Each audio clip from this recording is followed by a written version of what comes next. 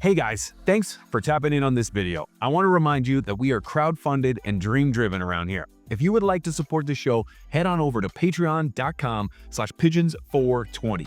With your support, we can interview some of the biggest minds in our space right here. Thank you so much to our members. Thank you so much to our patrons for supporting the show. And thank you for watching today's conversation. Ladies and gentlemen, we're sitting here with the editor-in-chief for the HighTimes magazine, Javier. Javier, thanks for meeting with me, man. How are you? Thank you. Doing great, and happy to join and still taking in the surreal, the surreal title of editor in chief. It's crazy. Never would have thought I'd be here, but I guess I don't know. Hard work pays off.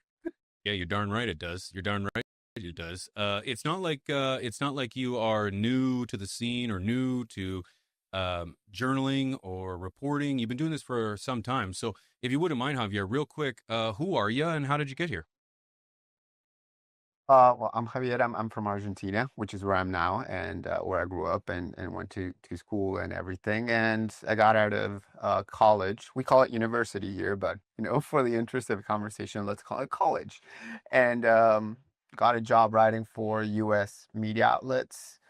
And within like a year, I got my first assignment to write about what at the time were called marijuana stocks, like the stock market. And it started to build into a career, right? And I started getting emails and people offering info and exclusive data and exclusive news stories, and it snowballed into what would turn into a very successful career. I didn't consider myself to be the best journalist in the world, but I found a niche that I was passionate about. I could not believe it. The first time someone told me, "Hey, do you want to write about marijuana stocks?" Because none of our reputable writers want to sign this article. I was like, are you kidding me that you will pay me to write about weed? Like, I love weed. This is perfect. And it happened pretty quickly. Within 3-4 years, I had my first book deal with a major publisher. Many outlets that didn't want to publish my stories before I was writing about cannabis were like suddenly reaching out saying, "Hey, do you want to write a story about this or that about cannabis?" And I was suddenly like, getting my stuff published on Playboy and I don't know, like Yahoo and Entrepreneur Media, and then got a senior contributor spot at Forbes, and it just I also started writing for HighTimes many years ago. Some of my first articles were with my partner, Nati, who is sitting back here as well. We started a column called Badass Boss Ladies back in like 2017, but it's been more than a decade, writing about cannabis, and it's been an interesting ride, right?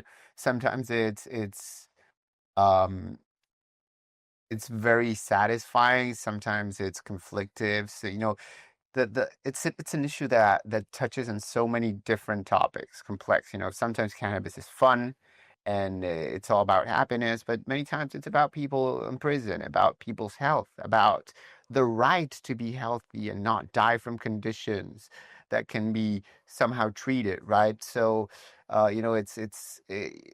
there's so many different angles and facets of this that it's a very interesting job. I spent 10 years, more than 10 years working with a company out of Detroit, built their media business around like their cannabis media and events business.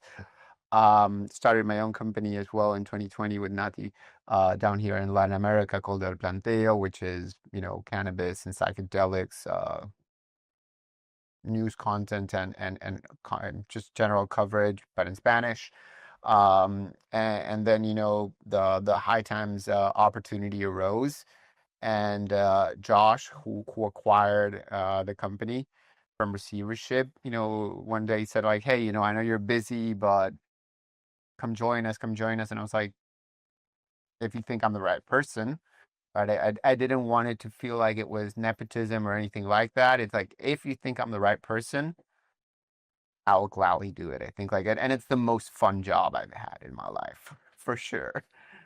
That's fantastic, dude. I'm really happy for you, man. I'm very excited for you. I'm very excited for HighTimes. I think this is a great opportunity for yourself and for HighTimes to have this kind of coming of times moment, High Times has been through a lot. The longest running publication in our space in the world. And it's unfortunate that, it kind of went to, corporate interests. It didn't Mhm. favor the community. And you know what? I am a huge advocate to see that change and to watch this magazine come back. So I'm very Yeah, excited for you. I'm very excited. How did you first I get in touch with appreciate High it. Times? Sorry, you Sir, broke up there. how did you first come in touch with High Times? Um, like in my life or Yeah, this yeah, last round? yeah. Like in your life, how did like you fan of the Yeah, magazines?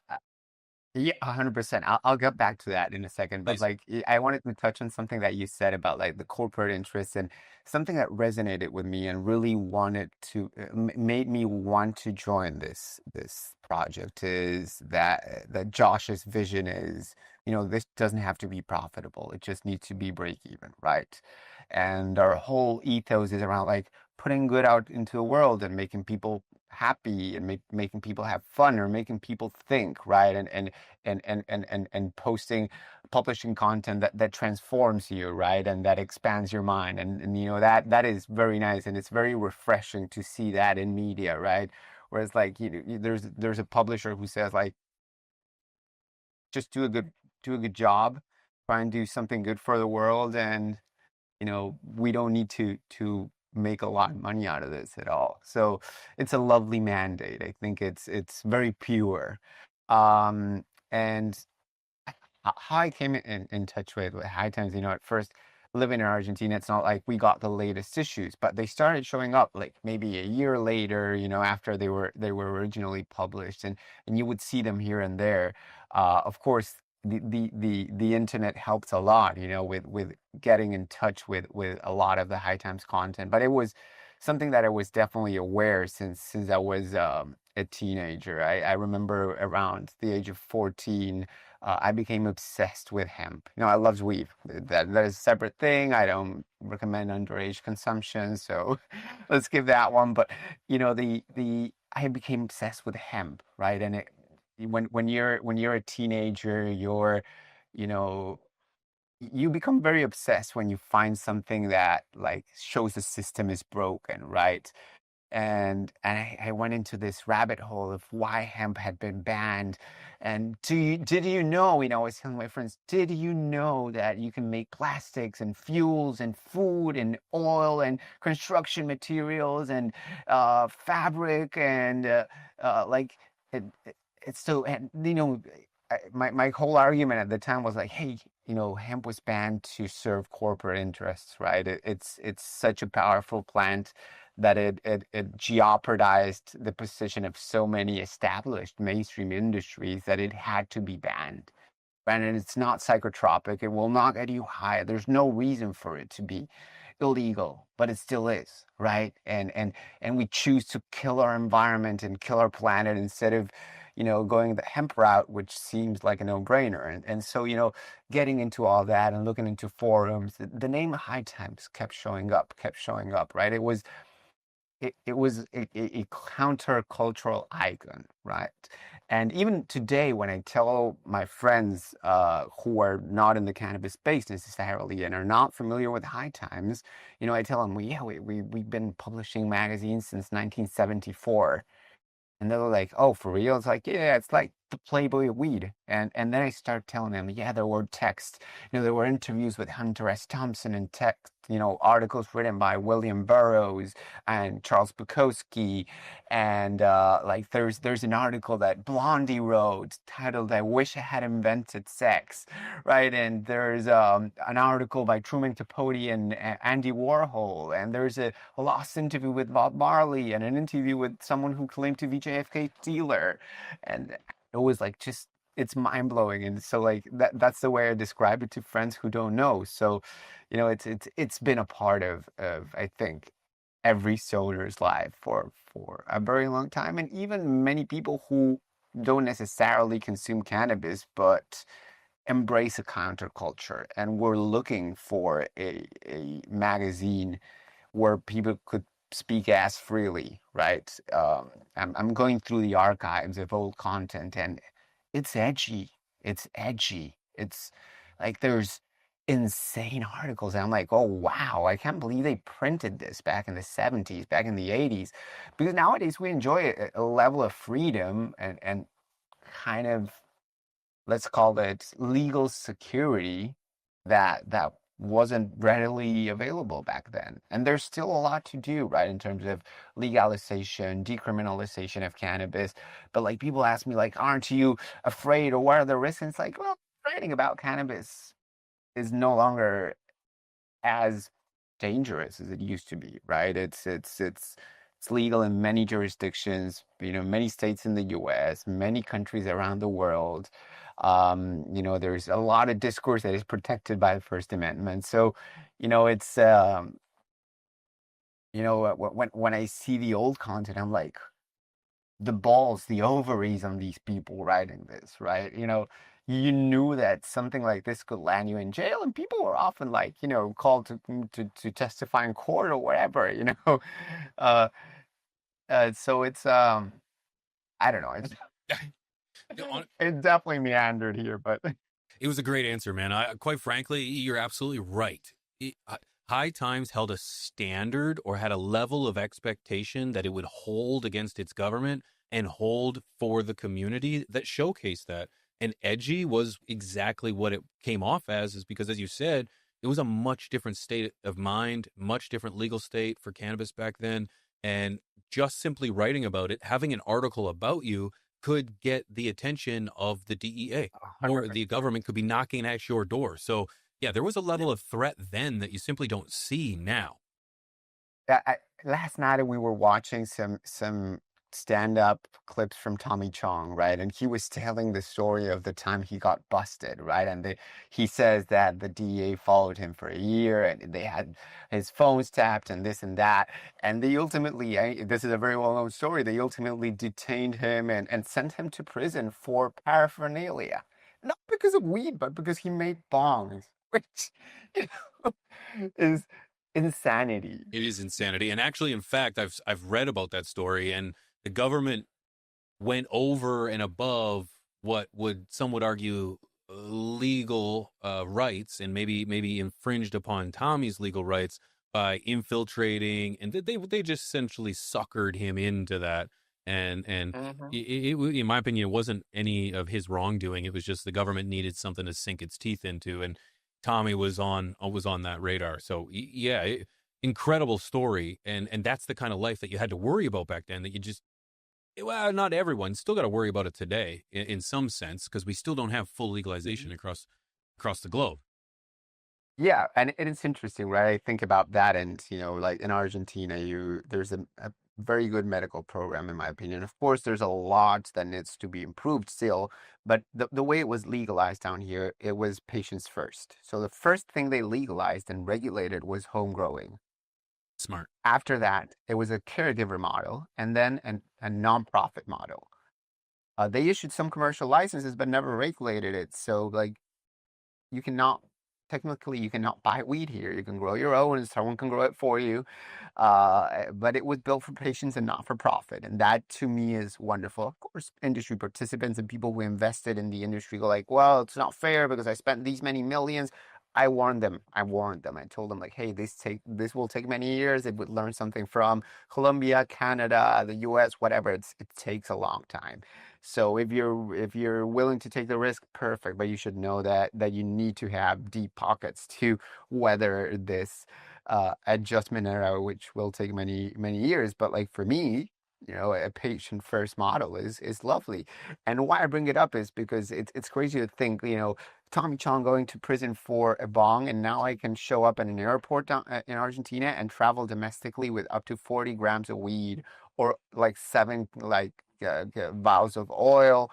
And it's incredible because I will show up at the airport, I will go to the TSA equivalent and say, "Hi, officer, I have my medical cannabis on me." And they will say, "Okay, let me see your card." It's like a digital card in a government app. They will scan your QR. They go like, "Is it under 40 grams?" Yes. Usually it doesn't look like 40 grams. They will just look at it, often smell it. Several times I've gotten that response from like the TSA officers, like the airport police. They would say like, "Oh, nice. Like one time last year, I was coming back from vacation and I had some left over, and it was very stinky, like, you know, skunky weed. And the policeman opens the container, and I go like, "Sorry about the smell," and he looks at me and he goes, "Sorry about what? I like it as much as you do." And I'm like, "What?" Like, this is a real Creeping on. interaction that I'm having with a police officer. Or like last year, I was going from Chicago to Detroit, and I went to a policeman at a train station and asked him like what the protocol was. Can I take it? Should I leave it? If I leave it, where do I leave it? I want to dispose of it properly and safely. So because if I throw it in the trash, it's like what if a kid finds it? And the police officer looked at me like, hey, this is federal land, and it's like, no, don't worry, I don't have it on me. But he was like, yeah, I'll pretend I didn't hear you. But yeah, you shouldn't tell me. But he wasn't like hostile, which was usually my experience with law enforcement was very hostile. And suddenly the guy was like, yeah, let me give you some advice on how to properly manage cannabis, right? That's an incredible conversation to have. Oh, yeah. It was a quite a longer conversation for sure, but like I don't want to incriminate myself. No, But what I'm gonna say is, the guy appreciated that I was trying to be mindful and compliant. He's like, "Well, it's legal here. Yeah, you shouldn't throw it in the trash. I appreciate you thinking of that. You should know that both train stations and train tracks are federal land. As such, cannabis is not legal, even though it's legal in the state of Illinois, even though it's legal in the state of Michigan." Right? But like he gave me a full explanation, and then I told my friends, and no one could even believe that I approached a cop to ask him. It's like, who the fuck am I gonna ask? What am I gonna ask? GPT? Like, yeah, it's gonna give you the wrong answer anyway. So yeah, yeah. yeah, I don't think that would stand in court. But if like for any reason I got in trouble, I could always be like, hey, I asked a police officer. Smart, dude. It's smart. I'm curious. I'm curious. You've got a hell of a position, dude. You got big shoes to fill, being as the editor in chief in High Times. I'm curious. What does cannabis mean to you? The difficult question. And I think it relates to something I was saying earlier, right? It touches on so many different important issues, right? It touches on people's health and right to access healthcare freely. It touches on criminal justice, on racial disparities, on gender equality, right? We're building an industry from scratch. Can we make it equitable for all ethnicities and all genders? It touches on wellness and well-being, right? A lot of people now love this thing, like, oh, wellness. It's like, yeah, it's cool, but can I use cannabis just for well-being? Isn't well-being part of wellness? Isn't the fact that I'm happy every night when I smoke weed and relaxed after a stressful day, um, good for my health, right? And so it's like what it means to me. It's like it's so many different things, right? It's a friend, it's an ally, it's a therapeutic tool, it's a medicinal tool at times. At times, it's a tool to have fun. It's a political cause, right? It's a cause that to me it appeals in a more of an activism, position. Um, and it's also an economic driver. And that is also interesting, right? Because if you ask me, like the promise of legalization was never to make you rich. I never went to a demonstration and saw a banner saying, "Hey, make me rich, I grow weed." Like everyone's like, free the prisoners, free the plant, get people their medicine, so but it is an interesting angle because policymakers are ultimately the people who decide whether this is legal or not and how it is regulated. And in most of the world, money talks. Yeah, like in most of the countries where we saw some kind of medical cannabis program, which is like I think over 100 countries, it was often tied to healthcare, like, mothers advocating for their children, for multiple sclerosis or for epilepsy, but those frameworks are limited, and ultimately, I think what will convince lawmakers is money. And politics always, like, everything is money. Like, there is a lot of there are a lot of studies about it, and politics are transactional, right?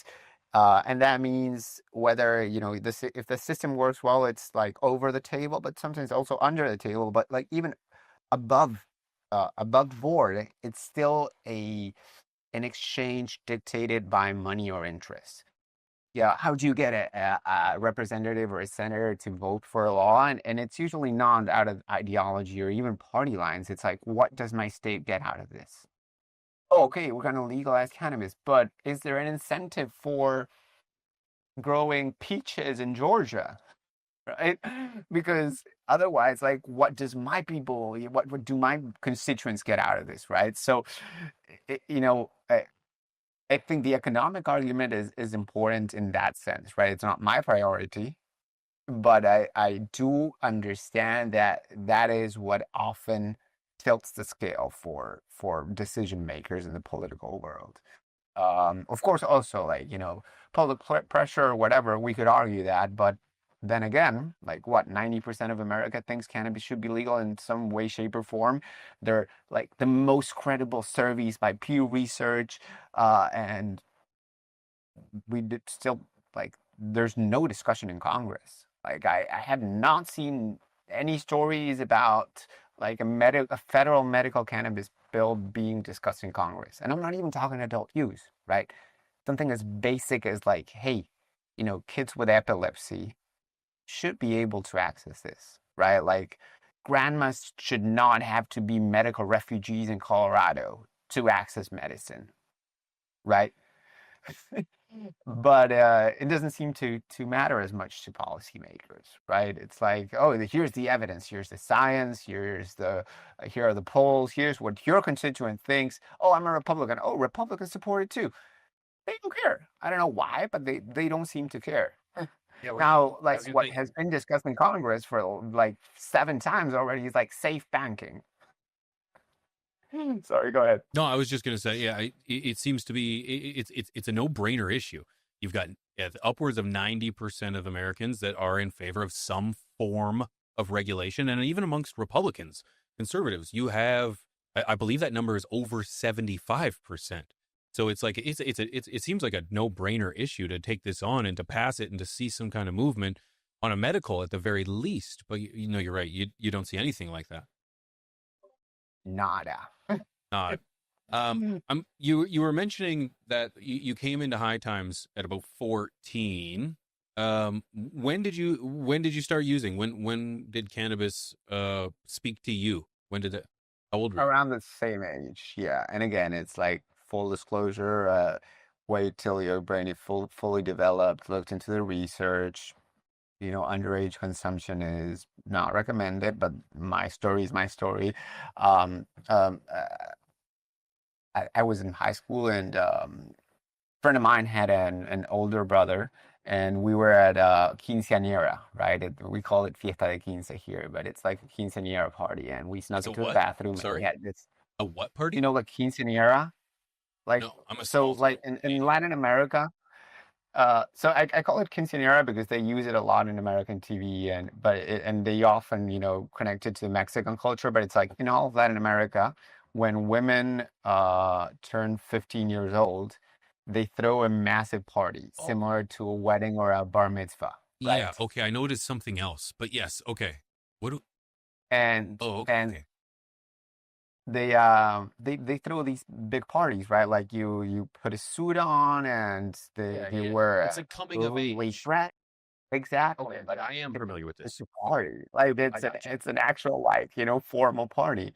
And so you're wearing suits, but you're kids, right? So they don't serve alcohol or anything. And then so a friend showed up with a toothpick of a joint. We snuck into the bathroom, took like 2 hits each. One of my friends described it as as a fruit punch, like the flavor.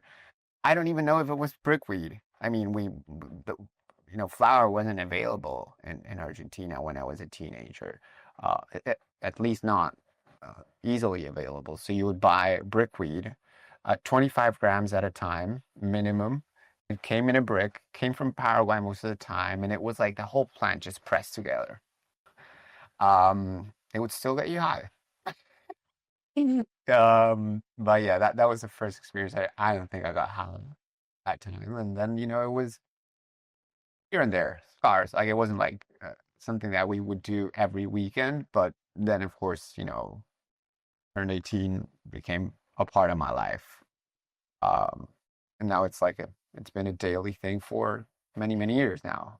Also, started growing it in my balcony, shitty plants at first, uh, we were recently remembering this one time when I lived in a house with two other friends, and we had a very big like terrace rooftop, and it had a bunch of plants, maybe like seven, eight.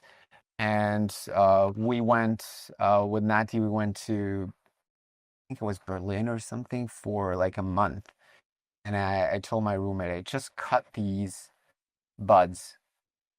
It'll be for the entire house, and they're drying in this room. So all you have to do is keep the door closed, ideally.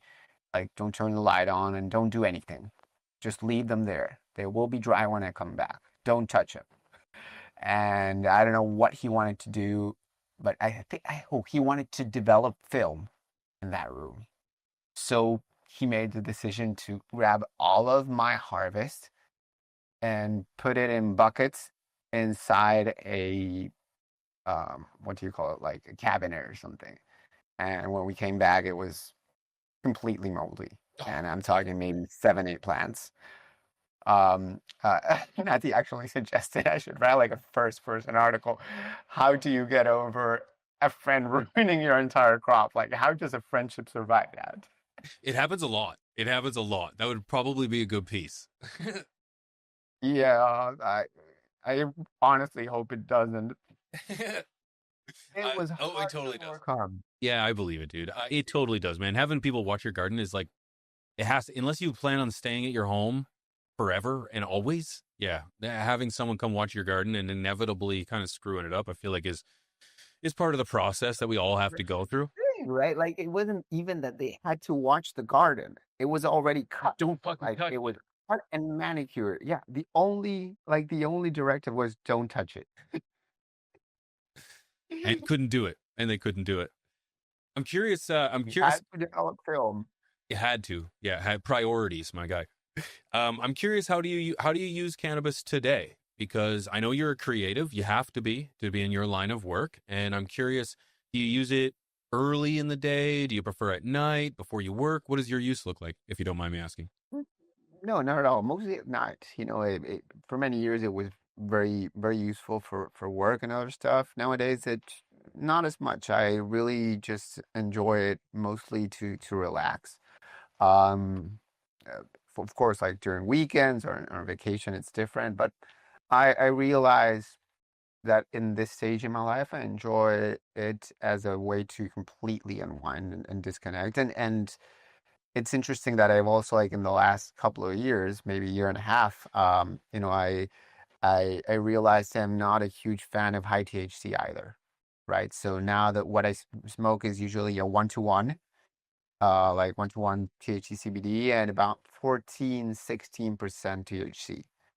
Um, I will enjoy like a 40% strain when like, for fun here and there, right? Like I was on vacation a couple of weeks ago and it's like, yeah, let's get high as fuck.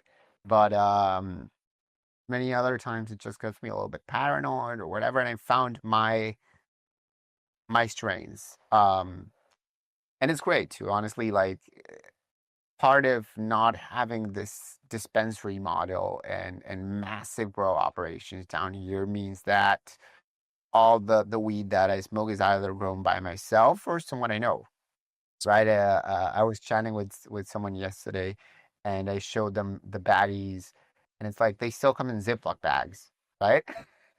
It's not like this is how you get weed, right? Like it's an actual Ziploc bag. Oh, let's go. 2005 all over again. I love Yeah. that.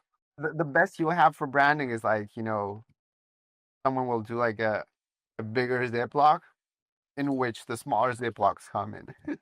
Sorry, I lost my. There you go. I uh But I think and honestly, it's good, bud. I got nothing wrong with that. I have nothing wrong with that at all. I think the branding on bags have gone a little insane anyways, particularly those that are using like other people's logos and stuff. The Mhm. trademark infringement is absurd. So Oh yeah, and I got no problem with the plastic bag, dude. no, it's also like the other branding is a whole separate discussion of appealing to kids and whatnot. But like, this isn't even about the bagging itself, right? Because it comes in a bag. I move it to a jar, right, so that it stays fresh. But my point here is, uh, locally grown weed by someone who's a passionate grower and is growing maybe under 20 lights or whatever. You get an actual bud. I've never been to a freaking dispensary and gotten like decent buds. Yeah, they will send me press samples. They're great. They send me the colas, whatever. But then you go to a dispensary, it's like it's tiny little buds. Like here we get actual buds, and that is it's pretty good, honestly. I don't think craft cannabis, the small grow, is ever going to go away. Now, they could kind of tie into the rescheduling. There's a lot of people that believe that rescheduling from a 1 to a 3 would do just that. It would give access to pharmaceutical companies. Pharmaceutical companies will standardize the medicine. Say goodbye to your GMOs that are 13, 14 week flowers. Say goodbye to your Maui Wowies. Say goodbye to your skunks because they stink too much and they don't appease to the most amount of people. A lot of people think that a rescheduling to a Schedule 3 would do that, would kill mom and pop shops, and then we just have just standardized pharmaceutical medication. What do you think? What's your take on that? I think it's a nuanced topic for sure. I do think that rescheduling likely opens the doors to pharmaceutical cannabis. That is not necessarily a bad thing, but also it does not automatically kill mom and pop or small growers because state legal programs are still in place, right? Not like it instantly changes that. Um, there are Schedule 3 substances like ketamine that can be sold through pharmacies with a prescription or be sold or administered off label without a pharmacy, right? So it's always more complex than it seems. And to take it even further, I like to think of this question: what does actual like full legalization look like? I think I would love to see full legalization, but I'm also not one for small government. So I do think that the government should also put some protections in place to protect small farmers. You are Otherwise, sorry, I missed it. go. You are Yeah, in favor of yeah. small government? Yeah. Okay. Sorry. No, I'm not. Oh, I'm not in not favor okay. Okay. of I want to like make such sure. a small government because like what happens if we go fully legal? Like in America, like it's a capitalistic country. Won't huge corporations take over the industry, cultivate at scale at very low prices, and sell through like the Walmarts or whatever? Do we not import from, countries with lower production costs? Yeah, there's still a space for craft cannabis, but I don't think that legalization protects small farmers necessarily, unless there's certain kind of guardrail, right? So there's always like a lot of unintended consequences to every policy move and a lot that we cannot predict, right? So like yeah, Schedule 3 might open the doors to pharmaceuticals, but I don't see it necessarily killing the state legal programs. It does remove 280E, which is a heavy tax burden for Mhm. smaller operators. In reality, most MSOs are finding very creative ways to not pay 280E taxes. It benefits smaller producers more. But there are arguments on all sides, right? In the last couple of days, I've been speaking to some small producers, and some of them argue we're better off under Schedule 1 than Schedule 3. Now, some of the arguments are a little bit simplistic in that sense, right? That it does not mean it's a pharmacy only model. There's like a prescription track and reimbursement, but state dispensaries continue. It doesn't harshen penalties like many say. right? Like Schedule 1 is like under the eyes of the law. Like Schedule 1 is worse than Schedule 3, right? So like a lot of the arguments that I see coming up or, are valid. They're valid concerns. They are fair concerns, but they lack the nuance. And I don't pretend to be a policy expert, but I try to understand the complexities of this, right? And it's not a black and white situation, unfortunately. No, I wish we had more clarity. Um, but yeah, I think it's definitely a complex issue. But willing to get into this debate for sure. Yeah, I know. I would love to hear your thoughts. I personally, I'm not in favor of large government. I prefer small government. I feel like the government does not know how to grow weed. It doesn't know how to smoke weed. Doesn't really know anything about weed and shouldn't have anything to do with it. I feel like it should be up to the states to make that decision, how they want to regulate and so on and push and who has access and who doesn't have access.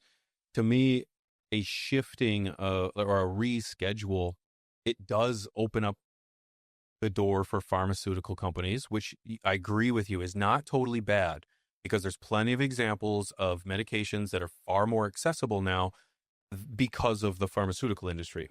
My fear is that the price will be uncontrollable at that point. There's plenty of examples of pharmaceutical companies that have taken the price of a pill that is like $1 or less and charge hundreds of dollars for it.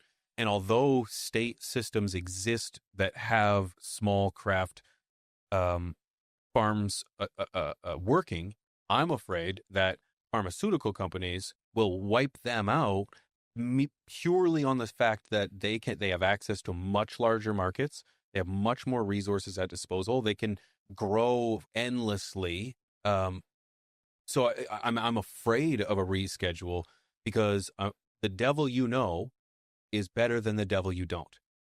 And Mhm.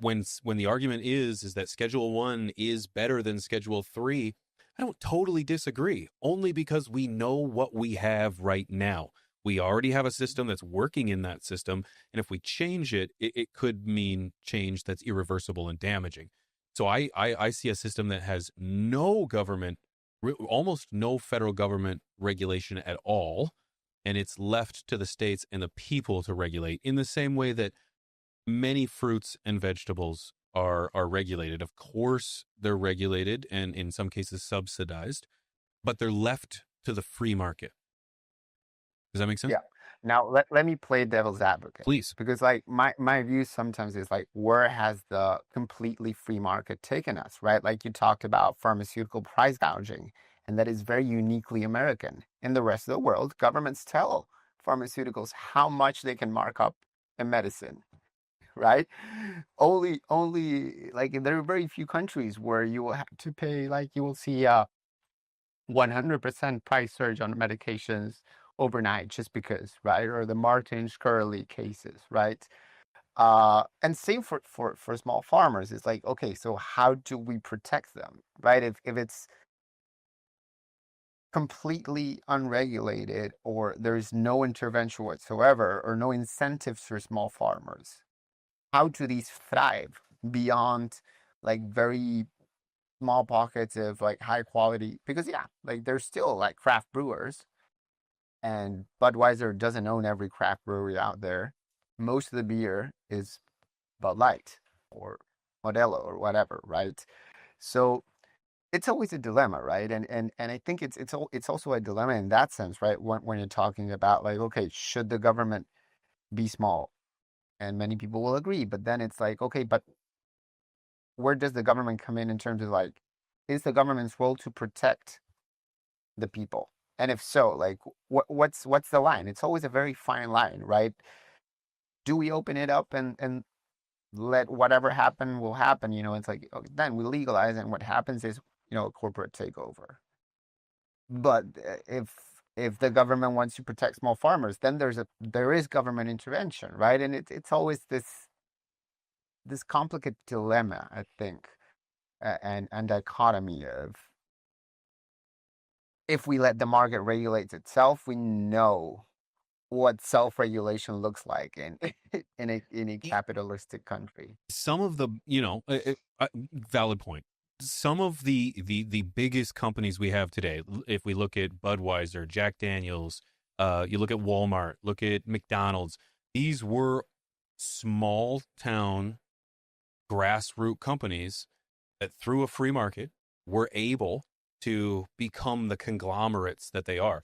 The federal government does have policies in place to protect against monopolies, right? It is illegal for one company or industry or one company to dominate an industry. But I believe through the free market, we have the opportunity for, mom and pop's cannabis to grow craft and to bring it to the world.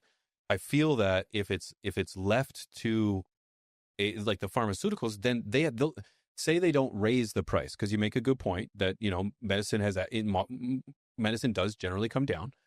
If they don't raise the price, well, now weed comes down to a price that other companies, other mom and pop shops can't produce, because it's simply dollars and cents to a pharmaceutical industry than it is to a mom and pop shop. So that's where I see the devil. That's where I see it's like right out of the gate, you're immediately competing against a well-established, well-resourced pharmaceutical company.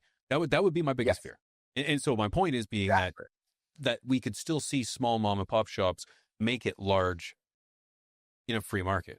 It does have flaws, but less flaws than one where I think our government should be involved in the growing and smoking of weed.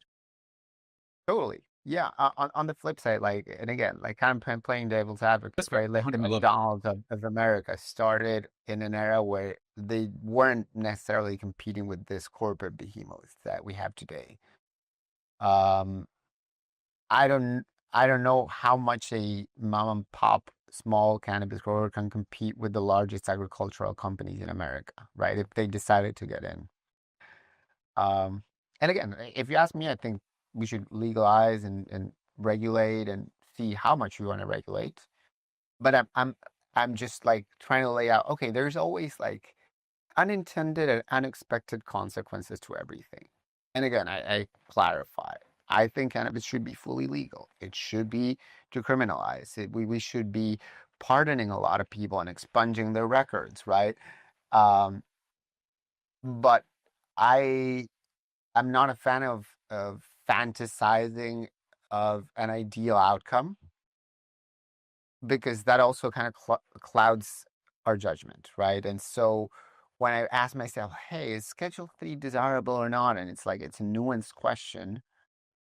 Um, and it's not an ideal outcome, and it's not an outcome that I would have taken. But at the same time, I'm like, well, but the approach of all or nothing has led us nowhere. Like literally, we have not made any progress federally, right?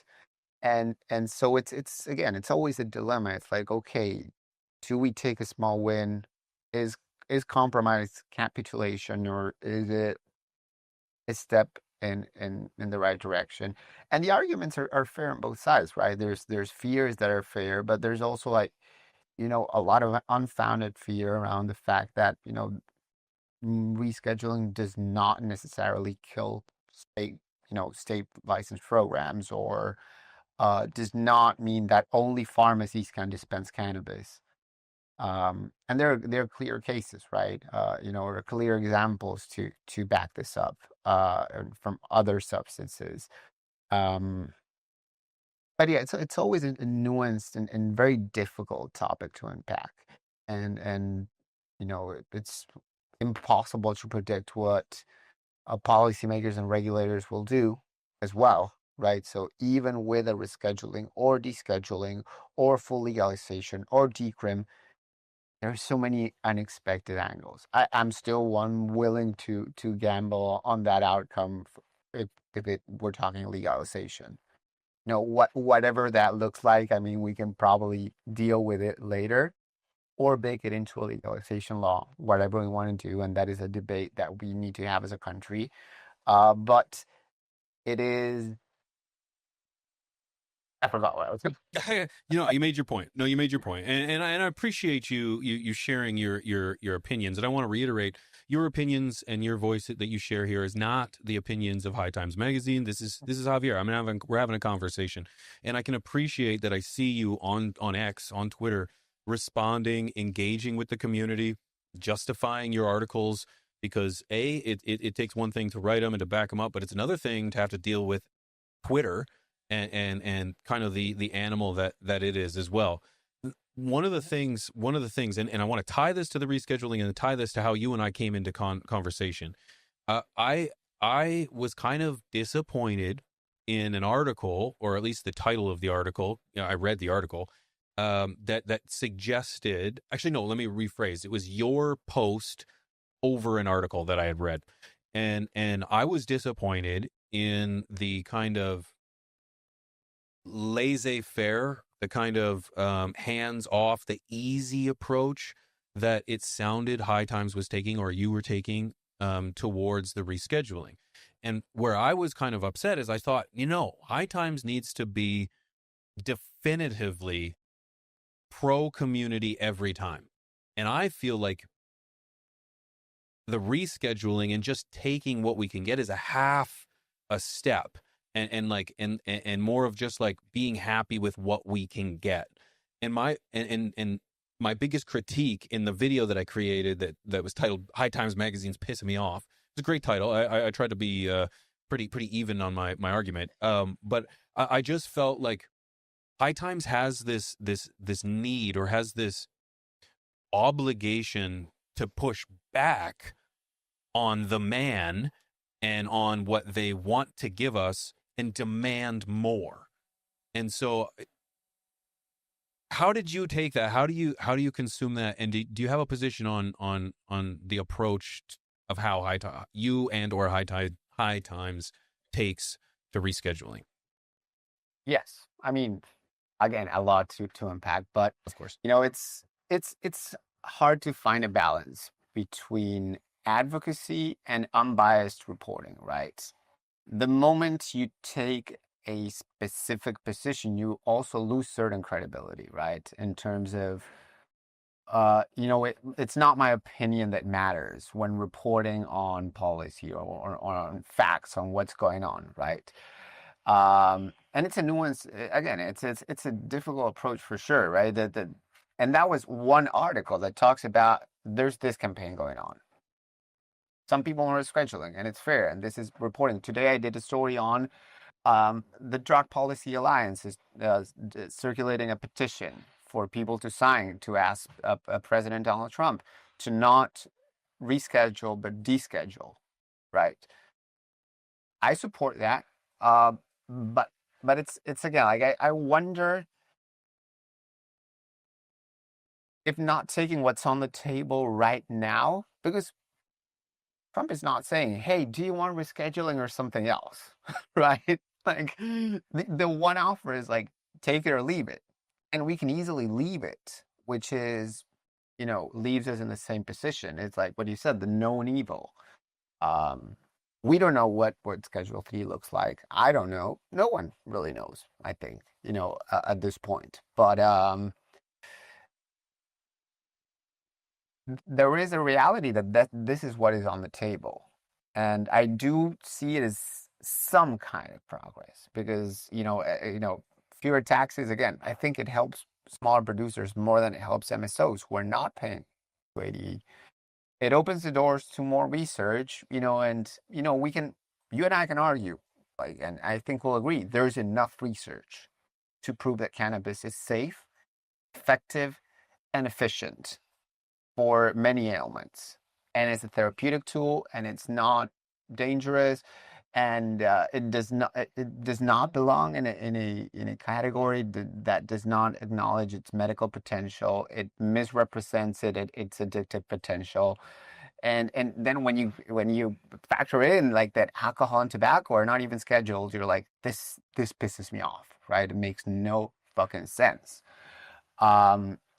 But it seems that a lot of policymakers are still making this argument. More research is needed. We don't have enough research. Well, suddenly, like if you can actually do more research in America through FDA and DEA licenses and blah blah blah. At a certain point, they will not be able to argue that anymore. That will be an argument that is completely obsolete, right? So again, it's a difficult topic, and it's one that I understand why people are concerned with this move. And I agree it's not enough, right? But it's something that I ask myself every day, right? It's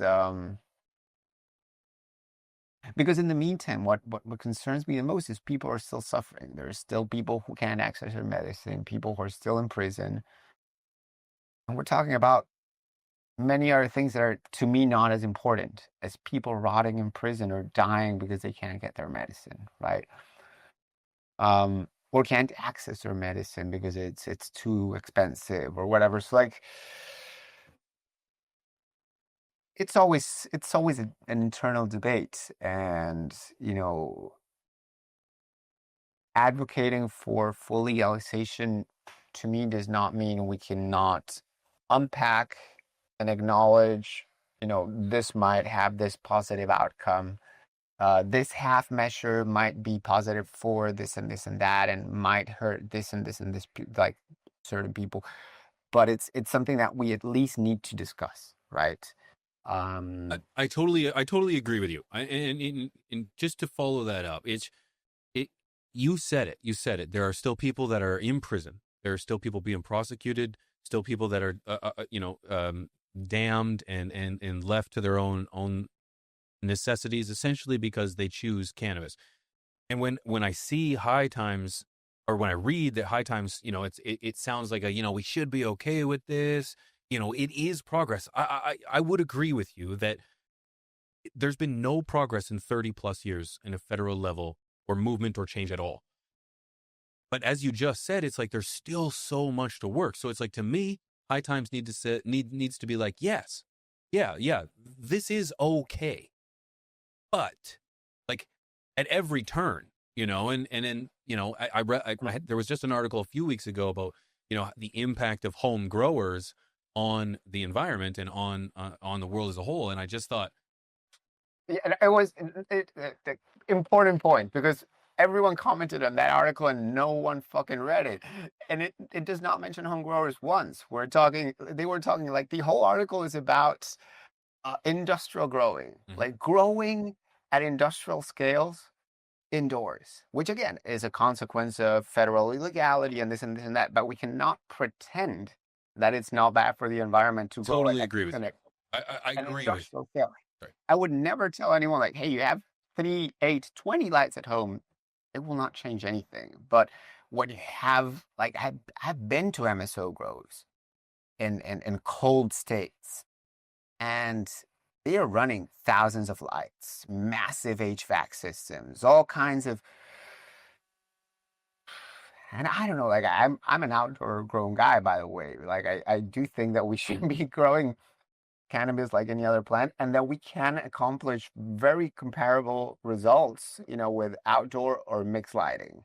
And a lot of people are, indoor is much better, whatever. It's like, well, maybe you're not the best grower. I've had amazing outdoor grown weed and mixed light weed, that has nothing to envy to indoor grow. But my point here is, like, that article specifically was definitely not about home growers. Yeah, I would never think that a home grower is impacting the environment enough to make it a real problem. Industrial scale cultivation does. I understand why we need to do it, unfortunately. But it's like, let's not pretend that it's not there, right? If I choose not to be a vegetarian, but I cannot pretend like my eating of meat does not have an environmental impact, right? And if someone told me, "Hey, dude, your meat consumption is killing the planet," I'm like, "Yeah, I know." but Like, yeah, I get yeah, that. I I get love that. you. And two things to that. You're right. It does not specifically mention home growers. I did read the article.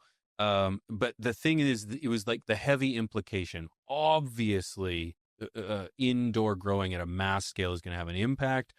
Obviously, if you've got home growers that are slapping electrical together with shitty lights, and you're going to have some impact as well. But again, it was more so to my point that it's like High Times should have. And before I even say this, I agree that we should have these conversations. I really do, because it does way more harm to ignore the negative implications of cannabis on all levels than it does to talk about it and spread that awareness. I totally agree with you. It's again though, it's almost like it felt like there should have been a but. You know what I mean? Like a but. We're supplying in the coldest states great weed to the people, right? Like that, at the end of the day, it's like, thank heavens, Colorado still has good weed, because if they left it up to Florida, then man, you got to get that weed from Florida to Colorado somehow, right? So yeah, of course there's a negative impact, but it's just, I guess it was like the totality of the articles, and then that one, and then it was like, well, when's it going to be? And again, we're only hand selecting articles, because there are a ton of great articles over there that are for the community. But it's like, I think I'm beating the horse with it. I'm beating the dead horse with this. It's just, yeah, it's just like, it feels like there should be just like sure, it's bad, but as a community, we need to unite to make sure that everyone gets good weed. That's my point. It's it's fair. It's a fair assessment. I think it's valid, and like journalism is more often than not very divisive. There's no getting it right. Like whenever you make someone happy, you piss off someone else. And also, we want to ensure a diversity of voices, right? So, uh, if someone thinks that that article needs a follow-up, that is also an option. You can always email me, Javier at hightimes.com, and go like, hey, I got this article. It needs to be well sourced. It needs to be linked to actual studies, or something to make a strong case. But it's like that conversation was, I thought, a fair conversation, right? Like, someone brought the idea to me and said, hey, I think there's an issue here. And it's like, yeah, there is an issue. I agree. But as you said, there's a diversity of articles. Um, and every article will make someone happy and piss someone off. A couple of days ago, we posted one about like maintaining diversity and keeping long flowering, cultivars alive. And a lot of people loved it. And then some were like, yeah, but there's always like a but, right? And it's like, no, because the seed industry killed this. It's well, like, dude, I don't know. I grow, you know, long flowering. It's like, it's not like you cannot find a long flowering seed to grow at home. Now, again, it's also true that not in every state can you grow your own, right? But like, every topic will be nuanced, and always someone will find a reason to be pissed, and it's fair, right? Like, this one about long flowering sounded preachy to some. It's like, well, you're telling me that I should be doing this, but I can't. And it's like, well, yeah, this is, for those who can, and why we're saying why it's important, right? We're not telling you that you are responsible for killing long flowering, cultivars. Um, but I mean, I think like what you bring up are fair points, and especially again when you go at them from a balanced and thought out perspective and approach, where you go like, yeah, I see all this great content. I did not agree with these stories, and that is fine. Um, Ultimately, it's trust in media is very eroded, right? Um, and the fine balance between being activists and being reporters is complicated as well, right?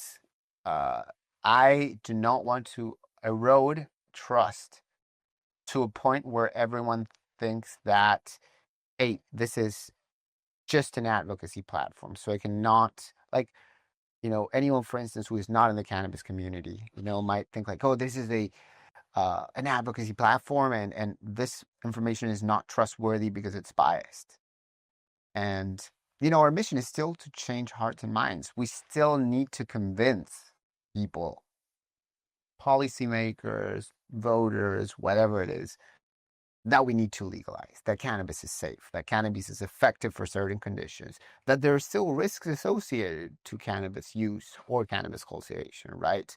People get super pissed when someone talks about cannabinoid hyperemesis syndrome, right? Oh, it's a plot from Big Pharma. It's like, well, some people, few, but some people have uncontrollable vomiting when consuming high potency cannabis. That is also a direct consequence, it seems, it's not being studied enough, of us chasing extreme levels of THC. Right? So it's always complex. It's like, okay, if we don't touch on the topic, we're ignoring something. If we do touch on the topic, we're pissing other people off, right? But it's always a good question to ask. Is cannabis safe during pregnancy? Right? And what do studies say? And there will always be a debate, and whichever position you take, someone will be pissed off. So it's always good to like, here's the information. You make your decision. And that is also what people have been demanding from media for the last decade. We want unbiased information. We don't want you to be taking a such a clear position. We don't want Fox News or CNN. So what does unbiased look like? And then people are pissed off by that lack of bias, right? Yeah. So Yeah. it's I was gonna say it feels like, if anything, HighTimes should be biased. It should be it's pro cannabis. It's pro cannabis. It comes from a viewpoint of pro cannabis in the form of discussion and education. Pro cannabis. I totally agree. I also don't believe in cannabis hyperemesis syndrome myself. There is a discussion to be had about it. I just don't believe it's the right term. There's other things at bay, and so on and so forth. Just oh yeah, and I brought it up because I know it's controversial as well, right? and Like, good reporting should be controversial to some point, right? I really think it should, because when you're reporting on an issue, reporting on a topic, there's 2, 3, 4, 5. It's multifaceted. It's nuanced. You said it. So there's going to be some people upset. There's going to be some people that are, you can't please everyone. And the sooner you figure that out, the happier you live. now, here's like the caveat, right? And I learned this from journalist colleagues, right? At first I was like, I am pro cannabis. I am pro legalization. But that is my personal opinion. And what I learned is I need to try to keep that out of my reporting as much as possible so that the reporting is strong and unbiased. Right? You cannot like the idea is to not introduce a bias. The data speaks for itself. There are enough arguments for legalization without me saying I think this should be legal, right? And so I agree. it's complicated, right? Once you enter that Sorry, I don't want to interrupt you. no, go ahead, please. I totally agree. And you, of all people, are more than able to inform me on what it takes to be a good reporter. And I'm willing to listen. But it almost seems like HighTimes is in a very different position. No, someone doesn't want to go. I don't want a reporter on my news to give me their biased opinion about the news, because I don't know anything, right?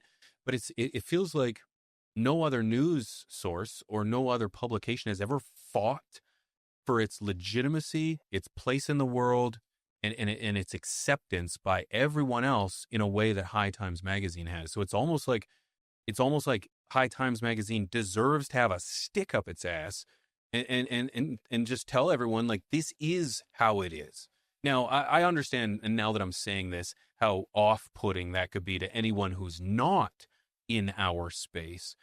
But it's almost like it's got to be brash or not at all. It's like a lot of people connect with the brash and the blunt today, instead of like the centrist, grifting back and forth kind of atmosphere. And of course, HighTimes is in a newer position today because it's legalizing. In 1970s, 80s, 90s, it was fighting in a way that it doesn't have to fight today as hard. Yeah. No, and honestly, like, I'm going to think about what you just said, right? Because it is a fair point, and it's an interesting point, and it's a valid point. I appreciate that, man. I wonder, like, how offending it will be to policymakers. Will it be detrimental to our mission or not? Right? Like, there's always I would like when hope suddenly that a you're politician would not turn to a High Times magazine to pull out a fact to argue in Congress. You know what I mean? Like, of course, I would hope that they would go somewhere else for that kind of information. But, you know, fortunately, the impact and reach of high times is that significant, right? I didn't realize it either, and then suddenly it's like you start seeing like, oh, this is very influential and matters, and what we say and how we say it really matters, right? And also, it's like everything is amplified by social media and reach and blah blah blah blah. But like, it really matters, and it will be reading material for policymakers. And it's not like our audience, it's not who I'm speaking to, right? Um, but it's something that I do want to think about this, right? Like, yeah, maybe there is a need for like stick up my ass kind of like you should be doing this. The thing is, like, yeah, well, it's a difficult position of because course. again, you don't really know what the outcome is and what is more productive to the final goal, right? Is being a moralist and like this should be this way the most productive, or is it like, hey, here's why we think that this is beneficial, right? Um, and both approaches have been tested, succeeded in some ways, and failed in others, right? But like the thing you should do is also um there are organizations as well who do that work as well in Washington, for instance, right? The Normal and Yeah. Drug Policy Alliance and SMART. What is it called? Students for SSDP, and they're but it's something worth thinking about. Dude, it's awesome, and I love to hear you say that, man. And like I said, High Times is very lucky to have you as the editor in chief. I've been watching what you've been doing. I've read your articles. You've been around for a minute too, man. One thing I always wanted to finish on. Did I was doing some reading about you, sir. Uh, you're a bit of a lyricist. Have you spent some time in music? No, no, oh, sorry. No, not really. Did end up landing in a couple Billboard charting albums, but by chance. And the first one was completely coincidence. So at the time, I was trying to get John Oliver and Lin-Manuel Miranda to give me an interview together to talk about weed for Playboy magazine. They very politely said no. And so I thought, like, okay, so these guys did this poem on the show, they did a show together about Puerto Rico. So I'm going to write them a poem explaining why legalization matters to see if that tilts the scale and convinces them to give me the interview that I want. The poem failed miserably in my mission. It did not convince them. I was very frustrated. And then about a year later, I was doing a book tour for my first book called Start Your Own Cannabis Business. And I was in Pittsburgh in Pennsylvania at a conference speaking. And I finished speaking and they introduced me to this senator. And we hit it off. We started chatting. He was pro cannabis. And I don't know what he said. Like, I love rap. And I'm like, let me show you this poem, this spoken word that I did just for fun, for the kicks. I showed him, and he was like, "Okay, so we're having a dinner cruise tonight, and we would love you to perform." I'm like, "What the fuck is a dinner cruise?" So he's like, "Dinner on a cruise." It's like, "What do you mean? Like a cruise ship?" It's like, "No, no, no, a boat." I'm like, okay. What do I do? It's like, just wear a suit. And I showed up. I did the poem. And the next day, I get a message on LinkedIn from a guy saying, "Hey, I'm a music producer. I'm doing this album with like Wu-Tang Clans, RZA and Inspector Deck and Twista, and Riff Raff, and I would love to. I saw your poem on LinkedIn. I downloaded the audio, and I would like to put it in the album a cappella, like just as is." I was like, yeah, sure, whatever. And then I woke up like 6 or 8 weeks later to a message saying, hey, we landed on like 8 different Billboard charts. And then he asked me for another song. That one I recorded and about something else. But it's I have no musical ambitions. It was just one of those things that happened. It's like, oh, fun, sure. Like, you want to be in an album with RZA? I'm like, yeah. That's man, what a story! And that just fell on your lap. That's incredible. It was ridiculous, man. It Just was ends up ridiculous. just Billboard charting And, on accident, dude. and then I got to meet them in person. I was invited to a cannabis cup in Detroit, my favorite American city. I'm gonna say it. All right. 313 forever. I love it. And I was invited to a cannabis cup in Detroit, and I went backstage and on stage when Wu-Tang was playing, and I got to meet them and told me, hey, you know what? And they were like, oh yeah, I remember. Maybe they were lying. I don't know.